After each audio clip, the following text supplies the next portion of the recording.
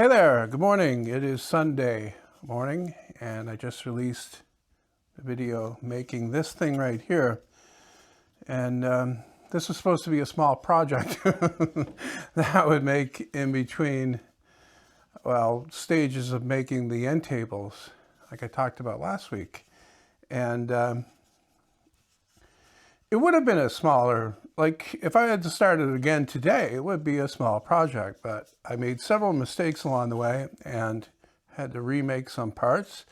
Like I said in the build video, that I started making this part from plywood, 1/8 inch thick plywood. It was actually 1/2 inch plywood, Baltic birch, that I cut down to 1/8 of an inch. And there's no way that it could work here.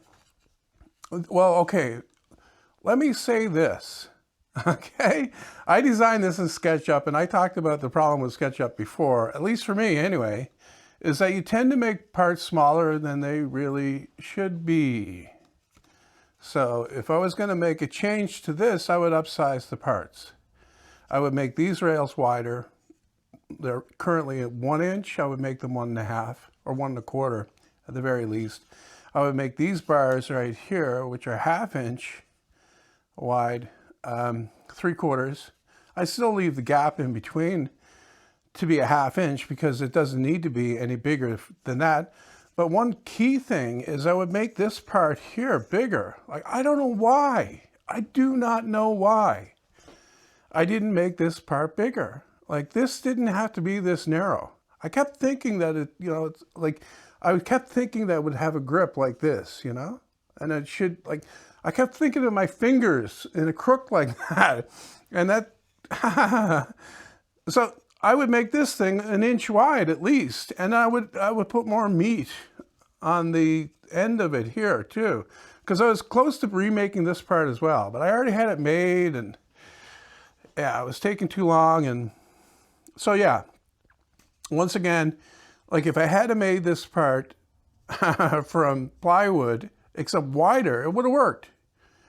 The fact is, when you drill a hole in something this narrow, when it's made out of plywood, and then drill a countersink in it and expect a bolt to work in there, it's not going to work. I spent a lot of time thinking about how I was going to do this. It's part of the reason why I didn't get it done sooner.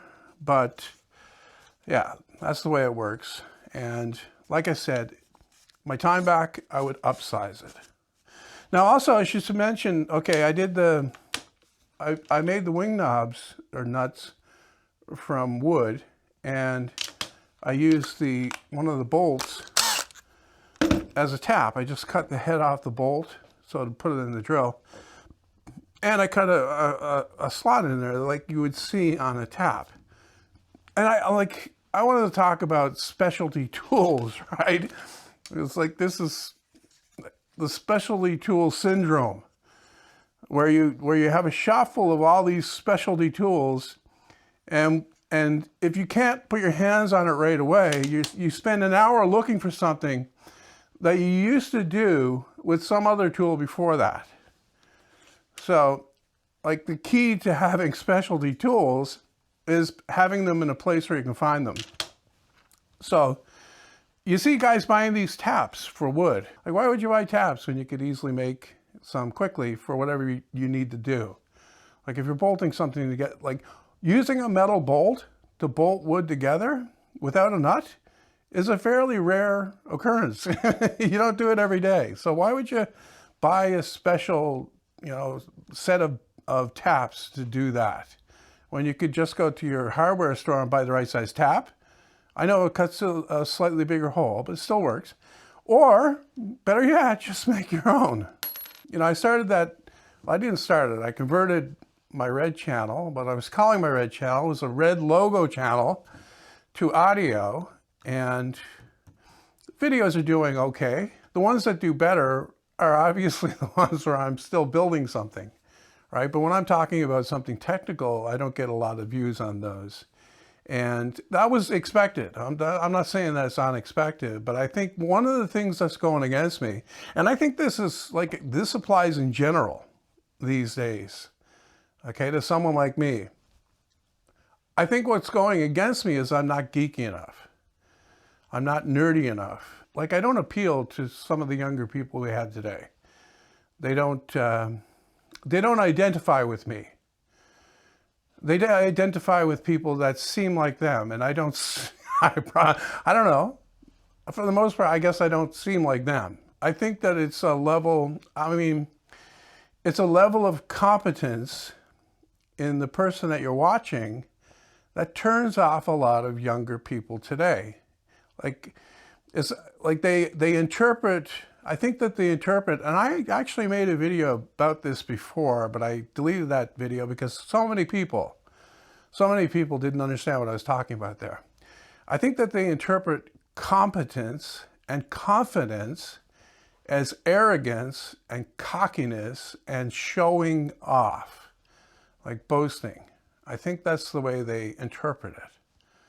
And I got an old school opinion about this, in that if you are good at something and it shows, then you should be proud of being good at something. You shouldn't be trying to say, well, anyone can do this. It just takes a little bit of practice. Well, no, it takes more than a little bit of practice to get good at something.